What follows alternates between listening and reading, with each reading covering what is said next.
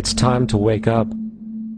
The people in power go out of their way to make sure that you are perpetually misled and manipulated. The majority's perception of reality, especially in the political arena, is not their own. It is shrewdly imposed upon them without them even knowing it. For example, the public at large actually believes the invasion of Iraq is going badly, as sectarian violence doesn't seem to stop. What the public fails to see is that the destabilization of Iraq is exactly what the people behind the government want. This war is to be sustained so the region can be divided up, domination of the oil maintained, continual profits reaped for the defense contractors, and most importantly, permanent military bases established to be used as a launching pad against other oil-bearing, non-conforming countries such as Iran and Syria. For further implication that the civil war and destabilization is purely intentional, in 2005, 2 elite British SAS officers were arrested by Iraqi police after being caught driving around in their car shooting at civilians while dressed up as Arabs. After being arrested and taken to a jail in Basra, the British Army immediately requested the release of these men. When the Basra government refused, British tanks came in and physically broke out the men from the Basra prison. If you wish to destroy an area, how do you do it? Well, there are 2 ways. You can go in there and bomb it and so forth, but that is not very efficient. What you do is you try to get the people in that area to kill each other and to destroy their own territory, their own farms. And that's what's been done in that area. The way in which you destroy an opponent is get him to destroy himself by dividing his ranks against one another. Then you feed both sides. You have agents feeding both sides, inflaming both sides, and they kill each other off.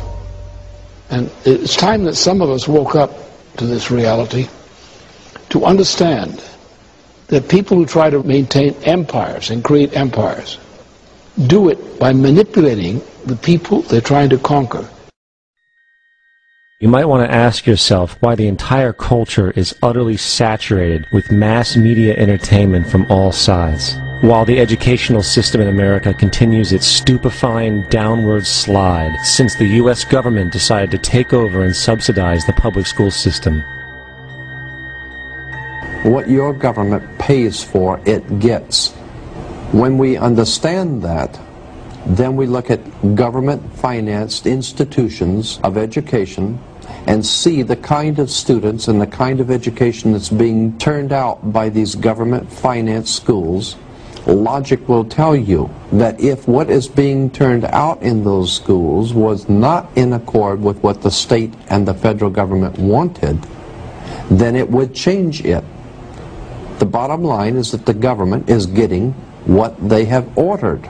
They do not want your children to be educated. They do not want you to think too much. That is why our country and our world has become so proliferated with entertainments, mass media, television shows, amusement parks, drugs, alcohol, and every kind of entertainment to keep the human mind entertained, so that you don't get in the way of important people by doing too much thinking. You had better wake up and understand that there are people who are guiding your life and you don't even know it. We're in a lot of trouble because you people and 62 million other Americans are listening to me right now, because less than 3% of you people read books. Because less than 15% of you read newspapers. Because the only truth you know is what you get over this tube. Right now, there is an entire generation that never knew anything that didn't come out of this tube. This tube is the gospel, the ultimate revelation. This tube can make or break presidents, popes, prime ministers. This tube is the most awesome goddamn force in the whole godless world. And woe is us if it ever falls into the hands of the wrong people. And when the largest company in the world controls the most awesome goddamn propaganda force in the whole godless world, who knows what shit will be peddled for truth on this network. So you listen to me. Listen to me. Television is not the truth. Television is a goddamn amusement park. Television is a circus, a carnival, a traveling troupe of acrobats, storytellers, dancers, singers, jugglers, sideshow freaks, lion tamers, and football players. We're in the boredom-killing business. But you people sit there day after day, night after night, all ages, colors, creeds. We're all you know. You're beginning to believe the illusions we're spinning here. You're beginning to think that the tube is reality and that your own lives are unreal. You do whatever the tube tells you. You dress like the tube. You eat like the tube. You raise your children like the tube. You even think like the tube. This is mass madness, you maniacs. In God's name, you people are the real thing. We are the illusion. The last thing the men behind the curtain want is a conscious, informed public capable of critical thinking, which is why a continually fraudulent zeitgeist is output via religion, the mass media, and the educational system. They seek to keep you in a distracted, naive bubble, and they are doing a damn good job of it. In 2005, an arrangement between Canada, Mexico, and the United States was made. This arrangement, unannounced to the public, unregulated by Congress, merges the United States, Mexico, and Canada into one entity, erasing all borders. It's called the North American Union, and you might want to ask yourself why you've never heard of this. In fact, there is only one mainstream reporter who's actually heard of and has had the courage to cover this issue. The Bush administration's open borders policy and its decision to ignore the enforcement of this country's immigration laws is part of a broader agenda.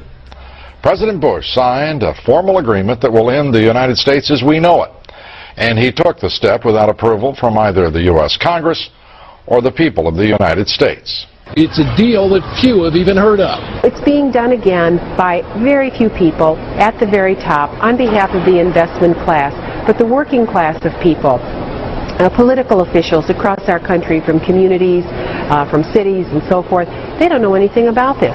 This isn't some trade agreement. It is a total removal of sovereignty from these countries, which will also result in a completely new currency called the Amero. Fall. Apart from that, I think one thing people who are dollar-based need to focus on is the Amero. That's the one thing that nobody's talking about, but I think it's going to have a big impact on everybody's life in Canada, the U.S., and Mexico. The Amero is the proposed new currency for the North American community, which is being developed right now between Canada, the U.S., and Mexico to make a borderless community, much like the EU, and the dollar, Canadian dollar, U.S. dollar, and the Mexican peso replaced by the Amero. By default of this agreement, the American Constitution will eventually be obsolete. You would think that a situation like this would be on the cover of every major newspaper. That is until you realize that the people who are behind this movement are the same people behind the mainstream media, and you are not told what you're not supposed to know. The North American Union is the same concept as the European Union, the African Union, and the soon-to-be Asian Union, and the same people are behind all of them. And, when the time is right, the North American Union, the European Union, the African Union, and the Asian Union will be merged together, forming the final stages of a plan these men have been working on for over 60 years. A one-world government.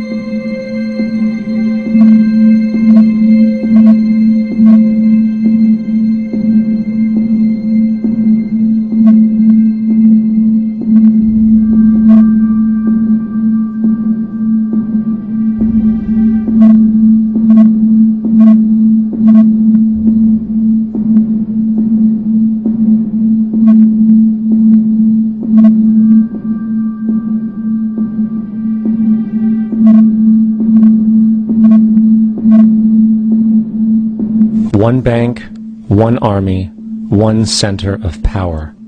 And if we have learned anything from history, it is that power corrupts, and absolute power corrupts absolutely.